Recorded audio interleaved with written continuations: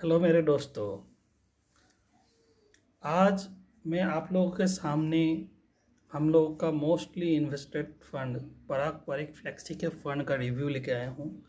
बहुत क्लाइंट लोग डर गए हैं कि पराग पारिक फ्लेक्सी के फंड में क्या हुआ है। एक दिन में 3.5% मार्केट इतना गिरा नहीं है और फंड ये 3.5% गिर गया। तो बहुत लोग क्लाइंट लोगों का डाउट है। सो उसी डाउट को मैं दूर करने के लिए आज आया हूँ और ये नए इन्वेस्टर के लिए भी एक अच्छा रिव्यू रहेगा जो रिसेंटली हाल ही में नवंबर दिसंबर में जो जोड़े हैं मेरे सुपर फंड एकेडमी से, उनके लिए भी ये सहायक रहेगा। सो मैं आज मेनली पराग परिक फ्लेक्सी के फंड के बारे में बताऊंगा। तो पहले तो मैं ये बता दूं कि ये फंड में इन्वेस्ट करने का रैशनल क्या है। बेसिकली ये जो फंड है ये एक फ्लेक्सी कैप फंड है। इस फंड में तीनों टाइप का कंपनीज मिलेगा: large company, medium company, small company. सभी कंपनी का बिहेवियर अलग अलग है। अलग अलग टाइम में ये सब का स्टॉक बढ़ता है। ऐसा नहीं है कि बुल मार्केट में खाली स्मॉल कैप बढ़ता है, लार्ज कैप नहीं बढ़ सकता है, लार्ज कैप 10 गुना 20 गुना नहीं हो सकता। ऐसा नहीं है। It depends upon the business model.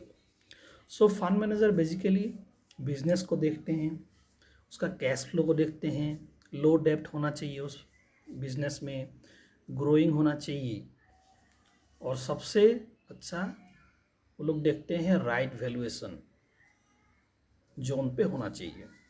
तो पराग पर एक फ्लेक्सी कैप फंड का एक डिज़ाइन कैसा है कि ये एक इंडिया और ओवरसीज इक्विटी में इन्वेस्ट करते हैं और डेप्ट में भी थोड़ा बहुत रहता है।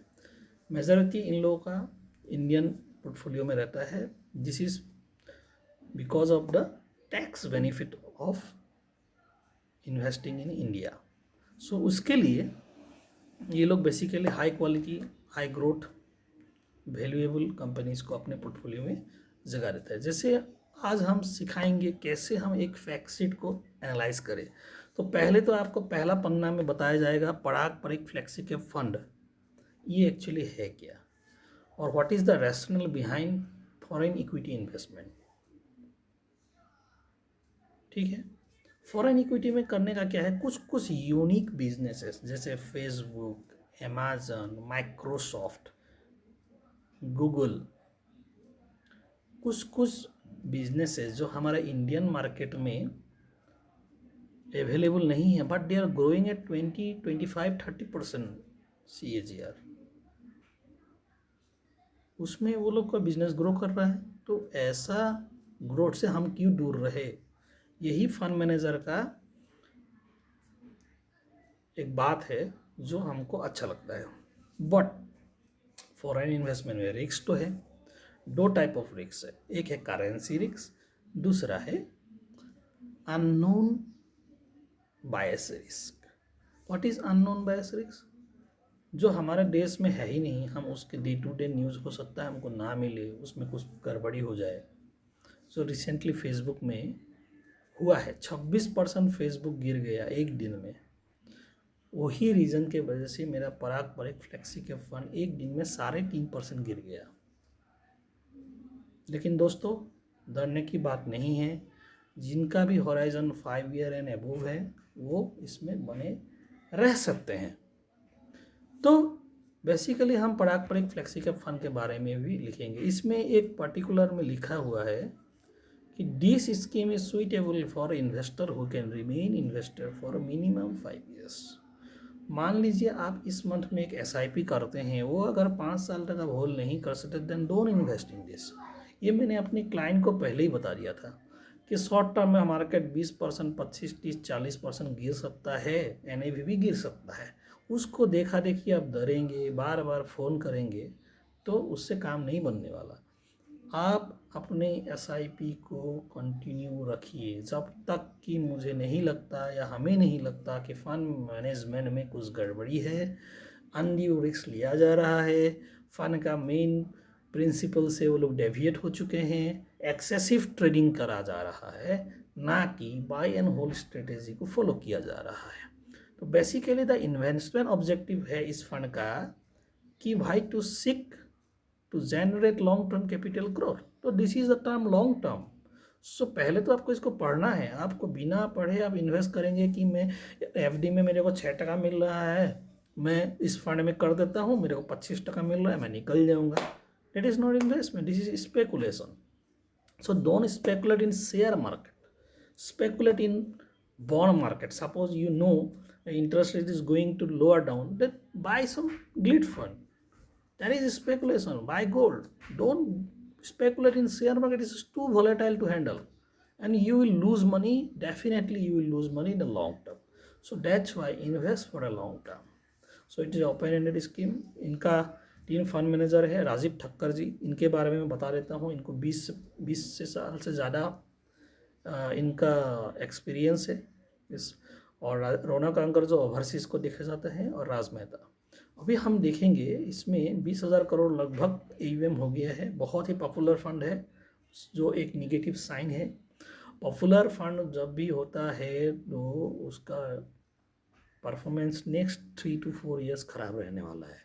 ये आप मान के चलिए कि पराग पर एक नेक्स्ट 2 to 3-4 ईयर्स उसका परफॉर्मेंस थोड़ा डाउन जा सकता है, बिकॉज इक्विटी में हमको 15 से 16% ही मिलेगा, उससे ज़्यादा मिलना लक है। अगर आप ज़्यादा मिल गए then it will come down. इसको बोलते हैं मीन रिवर्सन, जो कि अभी हो रहा है। अभी फेसबुक बहुत बढ़ गया था, अमेजन बढ़ गया है, तो थोड़ा करेक्ट होगा।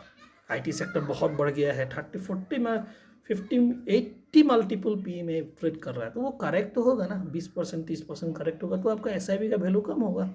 लेकिन अगर वही चीज़ आप 10 साल 15 साल 20 साल आप ये करते हैं, इन्वेस्टमेंट करते रहते हैं, तो आपको कोई दिक्कत नहीं। एक कहावत है, अगर PE 10 के नीचे ट्रेड कर रहा है और आपका होराइजन 1 साल है, then you can invest, because 10 के नीचे PE है और उसको 1 साल के लिए अंदर भी आप करेंगे ना, तो आपको कोई एक आध महीना वो 20-30% बढ़ेगा ही, ड्यू टू वैल्यू इन्वेस्टर्स में घुस जाते हैं। तो अभी पराग परिक का PE जो है वो 22-23 चल रहा है, जो कि रीज़नेबल है, बहुत ही अच्छा है।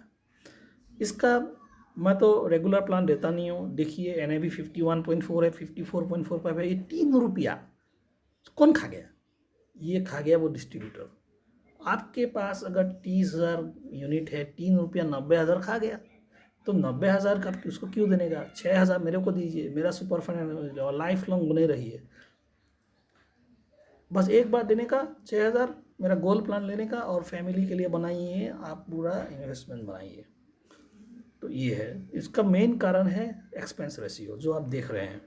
एक्सपेंस रेशियो 1.8 रेगुलर, डायरेक्ट में 0.81। तो ये जो डायरेक्ट प्लान है इसको हमें लेना चाहिए, लेकिन डायरेक्ट आप एडवाइज़र के थ्रू से। मैं ये नहीं बोल रहा हूँ कि आप मेरे पास आइए, लेकिन आप डायरेक्ट किसी अच्छा फंड हाउस के मतलब डायरेक्ट एडवाइज़र के पास भी ज़्यादा चाहिए। वो लोग ज़्यादा चार्ज करेंगे। मैं अभी नया हूँ, मतलब 7-8 साल हुआ है, और मैं ज़्यादा इस सब में करता नहीं हूँ। बस इसको लोगों को देता हूँ ताकि लोग आगे बढ़े, इन्वेस्ट करें, बने रहे, एक गाइड करता हूँ। सो बेसिकली आप देखेंगे इसका सेक्टर जो एलोकेशन है, आप देखेंगे इंडस्ट्री एलोकेशन में, आप देखेंगे, अब देखिए 21.59 इंटरनेट एंड टेक्नोलॉजी, जो इट इज़ बेसिकली इसका जो टेक्नोलॉजी सेक्टर में जो एक्सपोजर है बहुत हाई है, which is a concern. But as you know technology is very growing, so इसका वेटेज बढ़ गया, इसीलिए थोड़ा सा ज़्यादा हो गया। Not a problem, it is well diversified. Then banks is also a good part, capital market is also a good part, and software, that is also a good part of it. So it is well diversified, but power sector very negligible because it is not growing like that. Pharmaceutical, you know why it is taking. In pharmaceutical you never know कौन सा stock बढ़ेगा, business बढ़ेगा, क्यों? उसका ingredient success होगा, R&D cost बहुत रहता है। 10-10 साल 15-15 साल तक फार्मा सेक्टर का कोई मेडिसिन अगर R&D से निकला, उसका प्रॉफिट आने में 10 साल लग जाता। तो आप तो कर ही रहे हो 20 साल के लिए इन्वेस्टमेंट। अगर आप लकीली सही टाइम में घुस गए तो ठीक है, अगर गलत टाइम में घुस गए तो 20 साल बाद आप कुछ बना नहीं, फिर बोलोगे यार निफ्टी से ज़्यादा रिटर्न दे दिया। तो इसीलिए this is for me, for you, और जो भी 25 साल 25 साल में है ना उसके लिए बढ़िया फंड है, उसको ले सकते हैं। ये बहुत ही सोच के इसको बनाया गया है कि फार्मा में 4.5 क्यों है, ज़्यादा क्यों नहीं। तो बहुत ही अच्छे से मैनेज कर रहा है। सो ये जो रिटर्न को तो देख के फ़ायदा नहीं है, क्योंकि ये जो रिटर्न है ये तो आएगा आपको, 20 मिले, 25 मिले, 35 मिले, 15 मिले, नोबडी नोज। सो वो तो बात मैं नहीं करूँगा, सबको पता है रिटर्न कैसा है। मैं बात करूँगा मेनली अभी जो 3.5% एक दिन में डाउन हुआ, उसमें बहुत लोगों का डर बैठ गया मन में। वो डेट इज़ बिकॉज ऑफ ये मेटा जो प्लेटफॉर्म है ना, फेसबुक है, वो 26% गिर गया। लेकिन डरना नहीं, अमेज़न का भी है, तो अमेज़न, माइक्रोसॉफ्ट भी है, अल्फ़ाबेट भी है। तो अमेज़न का जो अर्निंग्स है वो सरप्राइजली 600% सरप्राइज आया। तो उसका नेक्स्ट दिन में क्या हुआ, 13-14% बढ़ गया, जो मंडे के एनईवी में आएगा। मंडे मतलब कल आएगा, तो उसके लिए टेंशन नहीं है। एनईवी बढ़ेगा, 3.5% हो सकता है, 2%, 2.5% बढ़ जाए। अगर इंडियन मार्केट ने साथ दिया बढ़ जाए, ये सब तो लगा रहता है। तो इसके लिए टेंशन नहीं लेने का, फंड बहुत अच्छा है लॉन्ग टर्म के लिए। मैंने कुछ कुछ क्लाइंट को इससे रीसफल कराया बहुत पहले, जब 18,500 निफ्टी था। उसका रीज़न था कि यूएस मार्केट, देखो मैं तो बोलने नहीं जाऊंगा, जो जिसको मैं फ्री सर्विस दिया हूँ, जिसको मैं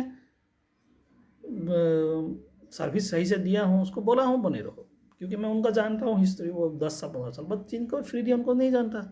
तो मैं भाई थोड़ा वॉलेटाइल रहेगा नियर टाइम में, तो वो घबरा के हो सकता है कुछ गलतियाँ कर दे, नीचे आए तो लमसम डाल ले, ऐसा अपने गोल से डिविएट हो जाए। तो इसीलिए भाई रिस्क नहीं लेने का, तो इंडिया फंड में आ जाओ बोला, तो उसको अलग वे से नहीं लेने का। तो ये मेरा आज का रिव्यू है। तो कुछ भी क्वेश्चन हो आप मेरे नंबर पे व्हाट्सअप कर सकते हैं। मेरा जो भी मैंने डिस्क्रिप्शन में मेरा वेबसाइट डाल दिया हूँ, उसको जाके आप देख सकते हैं। तो जय हिंद। हम चाहते हैं इंडिया के हर एक लोग ग्रो करे और अपना इन्वेस्टमेंट को बनाए रखें। सो साइनिंग ऑफ, जय हिंद।